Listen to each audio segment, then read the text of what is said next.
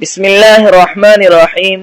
صرف 5 منٹ کا مدرسہ قرآن و حدیث کی روشنی میں 250واں دن 10 رمضان المبارک۔ نمبر 1، اسلامی تاریخ۔ حضرت عیسیٰ علیہ السلام کے معجزات۔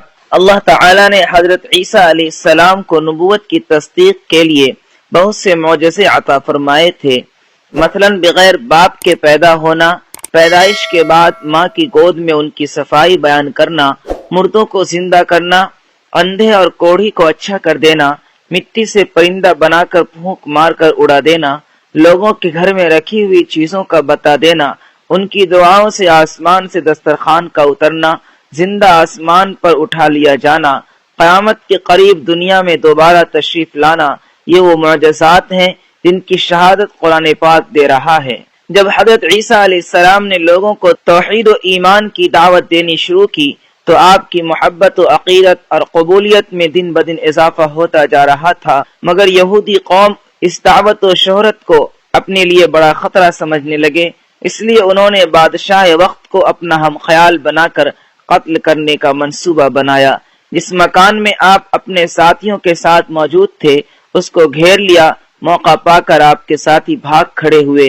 اللہ تعالی نے اپنی قدرت سے حضرت عیسیٰ علیہ السلام کو آسمان پر زندہ اٹھا لیا اور ایک یہودی کو آپ کا ہم شکل بنا دیا، جس کو ان لوگوں نے پکڑ کر سولی پر چڑھا دیا اور یوں سمجھا کہ ہم نے عیسیٰ علیہ السلام کو ہی سولی پر چڑھا دیا۔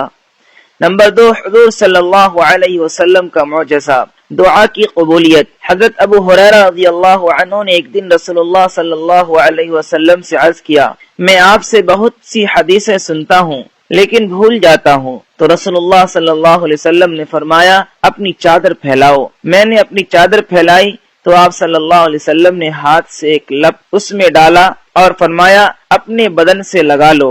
میں نے اپنے بدن سے لگایا، اس روز سے میں آپ صلی اللہ علیہ وسلم کی کوئی حدیث نہیں بھولا۔ نمبر 3، ایک فرض کے بارے میں، نماز کا درجہ۔ رسول اللہ صلی اللہ علیہ وسلم نے فرمایا جس کا وضو نہیں اس کی نماز نہیں، اور جو نماز نہ پڑھے اس کا کوئی دین نہیں۔ نماز کا درجہ دین میں ایسا ہے جیسے سر کا درجہ بدن میں ہے، یعنی جس طرح سر کے بغیر انسان زندہ نہیں رہ سکتا، اسی طرح نماز کے بغیر دین زندہ نہیں رہ سکتا۔ نمبر 4، ایک سنت کے بارے میں، شب قدر کی دعا۔ حضرت عائشہ رضی اللہ عنہا نے عرض کیا، یا رسول اللہ، اگر مجھے معلوم ہو جائے کہ شب قدر کون سی ہے تو اس رات میں کیا دعا کروں؟ رسول اللہ صلی اللہ علیہ وسلم نے فرمایا یہ دعا کرنا، اللہم انک عفو تحب العفو فاعف عنی۔ ترجمہ، اے اللہ بے شک تو معاف کرنے والا ہے اور معاف کرنے کو پسند کرتا ہے، لہذا مجھے بھی معاف کر دے۔ نمبر 5، ایک اہم عمل کی فضیلت، نماز اشراق پڑھنا۔ رسول اللہ صلی اللہ علیہ وسلم نے فرمایا جو شخص فجر کی نماز با جماعت پڑھے پھر اپنی جگہ پر بیٹھ کر اللہ تعالیٰ کا ذکر کرتا رہے یہاں تک کہ سورج طلوع ہو جائے، پھر 2 رکعت اشراق کی نماز پڑھے تو اس کے لیے ایک مکمل حج و عمرہ کا ثواب ہوگا۔ نمبر 6، ایک گناہ کے بارے میں، کفر و شرک کا نتیجہ جہنم ہے۔ قرآن میں اللہ تعالیٰ فرماتا ہے جو بھی اللہ کے ساتھ شریک ٹھہرائے گا اس پر اللہ تعالیٰ نے جنت حرام کر دی ہے اور اس کا ٹھکانہ جہنم ہے، اور ایسے ظالموں کا کوئی مددگار نہیں ہے۔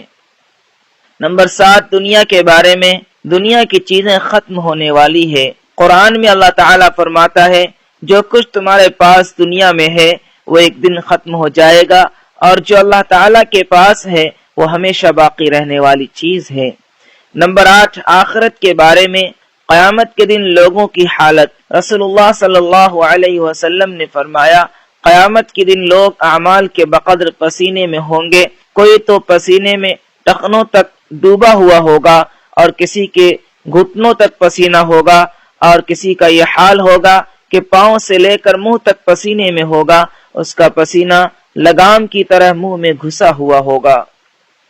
نمبر 9، طب نبوی سے علاج، خربوزہ کے فوائد۔ رسول اللہ صلی اللہ علیہ وسلم نے فرمایا کھانے سے پہلے خربوزہ کا استعمال پیٹ کو بالکل صاف کر دیتا ہے اور بیماری کو جڑ سے ختم کر دیتا ہے۔